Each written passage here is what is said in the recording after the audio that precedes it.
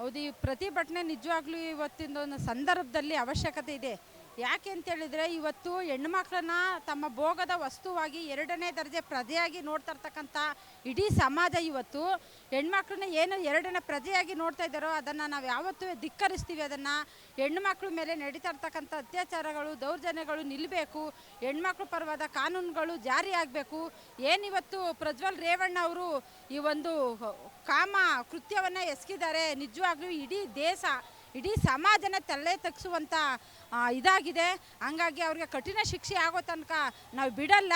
ಮುಂದಿನ ದಿನಗಳಲ್ಲಿ ಇನ್ನೂ ಹಲವಾರು ಕಾಮುಕ ವ್ಯಾಘ್ರಗಳು ಏನಿದಾರೋ ಅವ್ರಿಗೆ ತಕ್ಕ ಪಾಠ ಆಗಬೇಕು ಅಂತನ್ನುವಂಥದ್ದು ಬಯಸ್ತೀವಿ. ನೋಡಿ, JDSನವರು ಅಂದರೆ ಯಾವಾಗಲೂ ಕುಮಾರಸ್ವಾಮಿ ಅವರು ಹೇಳ್ತಿರ್ತಾರೆ, ದೇವೇಗೌಡರು ಹೇಳ್ತಿರ್ತಾರೆ, ರೇವಣ್ಣ ಅವರು ಹೇಳ್ತಿರ್ತಾರೆ, ನಾವು ಹೆಣ್ಮಕ್ಕಳಿಗೆ ತಾಯಿ ಸ್ಥಾನ ಕೊಟ್ಟಿದ್ದೀವಿ ಅಂತ ಹೇಳಿ.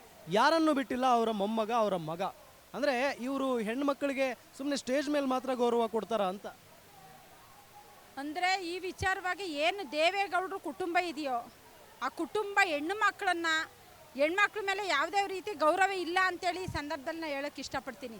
ಯಾಕೆ ಅಂತೇಳಿದ್ರೆ ಪ್ರತಿಯೊಂದು ಭಾಷಣದಲ್ಲೂ ಕೂಡ ಅವರು ನಾವು ರೈತರ ಮಕ್ಕಳು, ರೈತರಿಗಾಗೆ ಇರ್ತಕ್ಕಂಥದ್ದು, ನಾವು ರೈತರಿಗೋಸ್ಕರನೇ ನಾವು ಇರುವಂಥದ್ದು ಅಂತ ಹೇಳ್ತಕ್ಕಂಥ ಭಾಷಣಗಳೇನಿದೆಯೋ ಅದು ಬೂಟಾಟಿಕೆ ಭಾಷಣ ಅಂತೇಳಿ ಈ ಸಂದರ್ಭದಲ್ಲಿ ಹೇಳ್ತೀನಿ.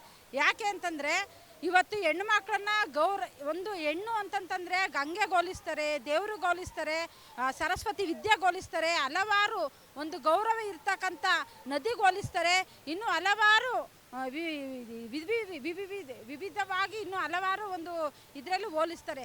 ಆದರೆ ಇವತ್ತು ದೇವೇಗೌಡರು ಕುಟುಂಬ ಏನಿದೆ ಆ ಕುಟುಂಬ ಇವತ್ತು ಹೆಣ್ಣು ಮಕ್ಕಳನ್ನ ಬೂಟಾಟಕ್ಕೆ ಅಷ್ಟೇ ಗೌರವಿಸ್ತಕ್ಕಂಥದ್ದು.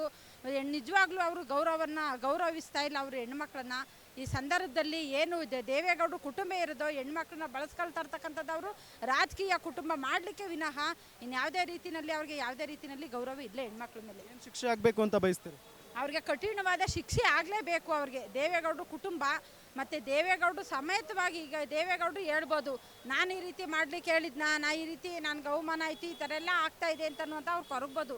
ಆದರೆ ಇಡೀ ಕುಟುಂಬದಲ್ಲಿ ಈಗ ರೇವಣ್ಣ ಅವರು ಹೇಳ್ತಾರೆ, ಈ ಪ್ರಜ್ವಲ್ ರೇವಣ್ಣ ಅವರು ಏನು ಪೆನ್ಡ್ರೈವ್ ವಿಷಯವಾಗಿ ಹರಿದಾಡ್ತೋ ಆ ಸಂದರ್ಭದಲ್ಲಿ ರೇವಣ್ಣ ಅವ್ರು ಹೇಳ್ತಾರೆ, ಈ ಒಂದು ಪೆನ್ಡ್ರೈವ್ ನಡೆದಿರ್ತಕ್ಕಂಥದ್ದು ಘಟನೆ ನಡೆದಿರ್ತಕ್ಕಂಥದ್ದು 7-8 ವರ್ಷಗಳ ಹಿಂದೆ ಅಂತೇಳಿ.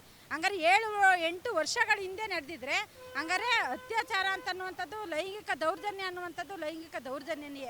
ಅದು ಇವಾಗಾಗಿರಲಿ 10 ವರ್ಷ ಹಿಂದೆ ಆಗಿರಲಿ. ಆದರೆ ಇದೆಲ್ಲ ಅವ್ರಿಗೆ ಆ ಕುಟುಂಬಕ್ಕೆ ಗೊತ್ತಿದ್ರೂ ಕೂಡ ಅವ್ರು ಗೊತ್ತಿಲ್ಲದೇ ಇರ್ದಂಗೆ ಅವರು ನಾಟಕವನ್ನು ಆಡಿದ್ದಾರೆ. ಮರೆಮಾಚಲಿಕ್ಕೆ ಜನಗಳಿಗೆ ಮೋಸವನ್ನು ಇವತ್ತು ದೇವೇಗೌಡರು ಕುಟುಂಬ ಮಾಡಿದ್ದಾರೆ. ಆ ದೇವೇಗೌಡರು ಕುಟುಂಬ ಪಾಳೆಗಾರಿಕೆತನ ಏನಿದೆಯೋ, ಕುಟುಂಬ ರಾಜಕಾರಣ ಏನಿದೆಯೋ ನಿಜವಾಗ್ಲೂ ತಕ್ಕ ಶಾಸ್ತಿ ಆಗಬೇಕು. ಈ ಕುಟುಂಬ ರಾಜಕಾರಣ ಮಾಡಲಿಕ್ಕೆ ಯಾವುದೇ ಕಾರಣಕ್ಕೆ ಇಡೀ ಸಮಾಜ ಬಿಡಬಾರ್ದು ಅಂತನ್ನುವಂಥದ್ದು ಈ ಸಂದರ್ಭದಲ್ಲಿ ಬಯಸ್ತೇನೆ. ಗ್ಯಾರಂಟಿ ನ್ಯೂಸ್, ಸುದ್ದಿ ಖಚಿತ, ನ್ಯಾಯ ನಿಶ್ಚಿತ.